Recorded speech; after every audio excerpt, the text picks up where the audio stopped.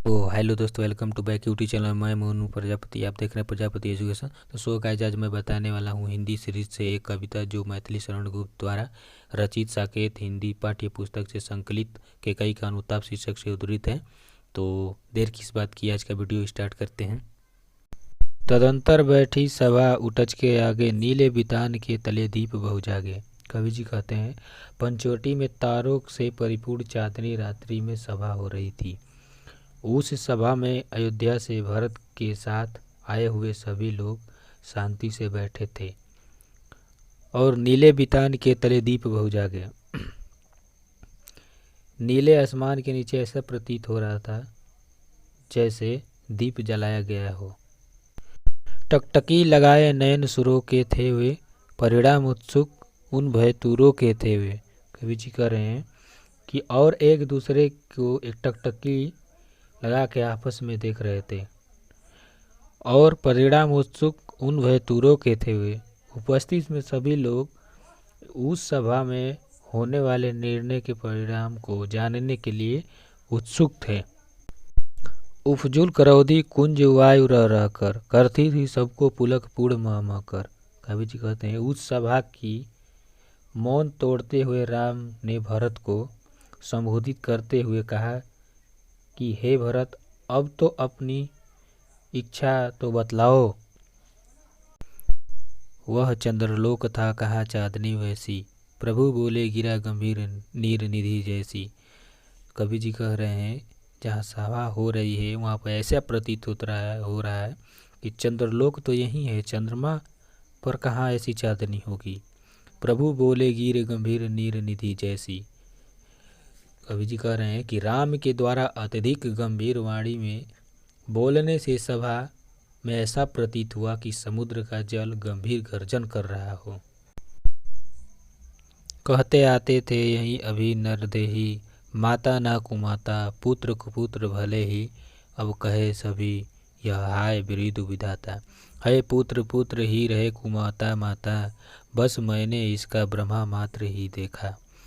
दृढ़ हृदय न देखा मृदुल गात्र ही देखा, परमार्थ न देखा पूर्ण स्वार्थ ही साधा। इस कारण ही तो हाय आज यह बाधा, युग युग तक चलती रहे कठोर कहानी, रउगल में भी थी एक अभागिन रानी। कि कई कह रही हैं श्री राम से कि आज तक मनुष्य यही कहते आए थे कि पुत्र कितना ही दुष्ट क्यों न हो, परंतु माता उनके प्रति कभी भी दुष्प्रभाव नहीं करती। अब तो मेरे चरित्र के कारण लोगों का एक उक्ति पर से विश्वास हट गया है और संसार के लोग यही कहा करेंगे कि माता दुष्टता प्रभाव व्यवहार कर सकती है, परंतु कभी पुत्र कुपुत्र नहीं हो सकता। निज जन्म जन्म में सुने जीव यह मेरा, धिक्कार उसे था स्वार्थ ने घेरा।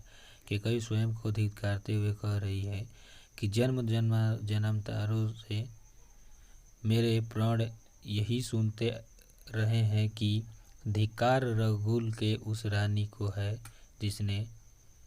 जिसे घोर स्वार्थ ने घेर कर रखा था। 100 बार धन्य एक लाल की माई, जिस जननी ने जना भरत सा भाई। केकई के प्रस्ताव उपरांत श्री रामचंद्र जी कहते हैं कि तुम अभागिन नहीं हो, वरन वह माता तो 100 बार धन्य है जिसने भरत जैसा भाई को जन्म दिया है। पागल सी प्रभु के साथ सभा चिलाई, 100 बार धन्य हो एक लाल की माई। प्रभु के साथ केकई के अपराध का अपमर्जन करती हुई सभा चिल्लाई उठी कि भरत जैसी महान धर्मशील पुत्र को जन्म देने वाली माता धन्य है, सैकड़ों बार धन्य है। मुझको यह प्यारा और इसे तुम प्यारे, मेरे दुगुने प्रिय रहो न मुझसे न्यारे। केकई जी श्री राम जी से कहती हैं कि मुझे भरत प्रिय है और भरत को तुम प्रिय प्यारे हो, इस प्रकार तो तुम मुझे दोगुने प्यारे हो।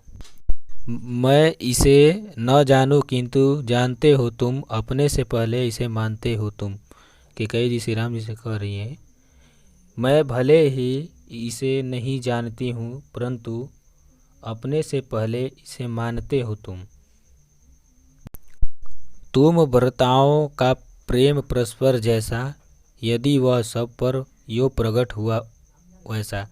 कैकेयी जी श्री राम जी से कह रही हैं कि तुम दोनों भाइयों के बीच जिस प्रकार का प्रेम सब लोगों के सामने प्रकट हुआ है, तो पाप दोष भी पुण्य तोष है मेरा, मैं रहूं पंकीला पदम कोश है मेरा। कैकेयी जी श्री राम जी से कह रही हैं उससे तो मेरे पाप का दोष भी पुण्य के संतोष में बदल गया है। मुझे तो यह संतोष है कि मैं स्वयं कीचड़ के समान निंदनीय हूँ, किंतु मेरी कोख से कमल के समान निर्मल भरत का जन्म हुआ है। दोस्तों आज का वीडियो यहीं तक समाप्त होता है। तो उम्मीद करता हूँ कि आपको वीडियो पसंद आया होगा। तो लाइक करें, शेयर करें, कमेंट करें, और मेरे चैनल पर नए हो तो प्लीज़ मेरे चैनल को सब्सक्राइब करें और बेल आइकन को दबाना ना भूलें, क्योंकि मैं ऐसे ही वीडियो लाते रहता हूँ। तो मिलते हैं नेक्स्ट वीडियो में, तब तक के लिए बाय।